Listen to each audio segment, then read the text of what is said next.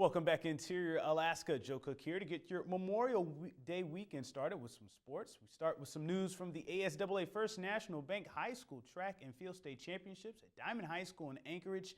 The Malamutes had two athletes win gold today. Check out this pic from the Lathrop Activities Twitter account. Jared Welch clears 6 feet 6 inches to take the gold medal in the boys high jump. Welch, a junior, also set a new school record clearing that height. Also, senior Toya Levi, in her first year with Lathrop, won the girls' discus event, throwing 123 feet. Congrats to the Mutes, and we'll have more on the state track and field meet tomorrow and on Monday.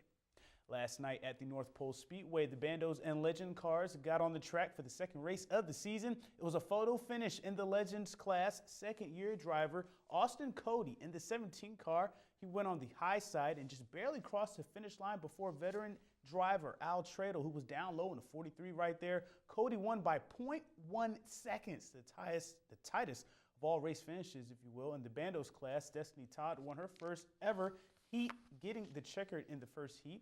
Stephen Hunter took over, winning second heat and the main event. That's back-to-back main event wins for Hunter in 2 weeks. He leads the Bandos class with 608 points. Todd is second with 589. Now back to the Legends class. Cody's nail-biter of a win punctuated a perfect night of racing as he went 3-0, winning the first two heats and the main event in the 6-car field. It's his first win of the season.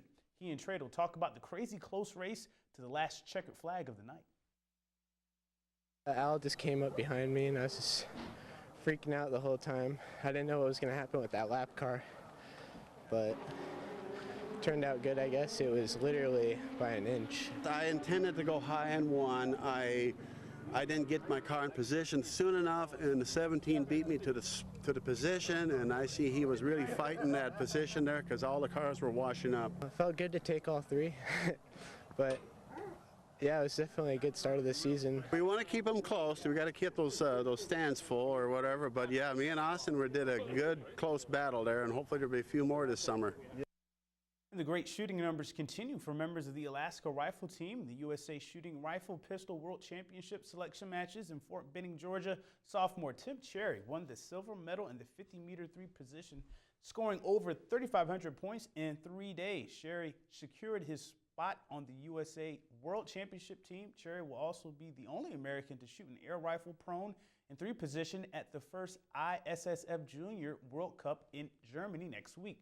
Cherry joins rising senior Ryan Anderson, redshirt freshman Sagan Madalena on the U.S. team. Former UAF rifleman and Olympic gold medalist Matt Emmons won the prone in three position matches. Anderson placed fourth, missing out on third place by a point. In third position, another former Nanook, Joe Hine, took fifth place. And outgoing Nanook Mike Loayuza took second in prone this week, but placed eighth in three position.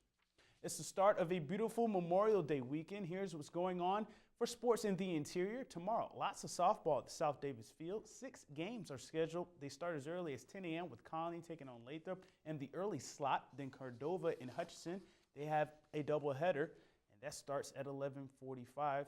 For the second game, game 1 at 10 o'clock. In baseball, Hutch and Cordova will meet on Arco Field for a doubleheader starting at 10 a.m. And Lathrop travels to Delta for a doubleheader against the Huskies starting at noon.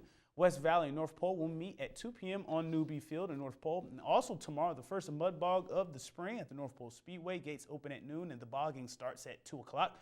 For all you runners, try the Annihilator 10K race, the first of the trail series. That's at the gravel pit a mile and a half north of Nenana.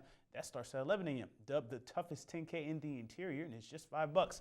Then on Memorial Day morning, right next to Grotto Memorial Park, is the Memorial Day King and Queen of the Beach Sand Volleyball Tournament. Registration is at 10 a.m. and the games start at 11 o'clock. And it happens every now and then, but we have another tie for our Player of the Week.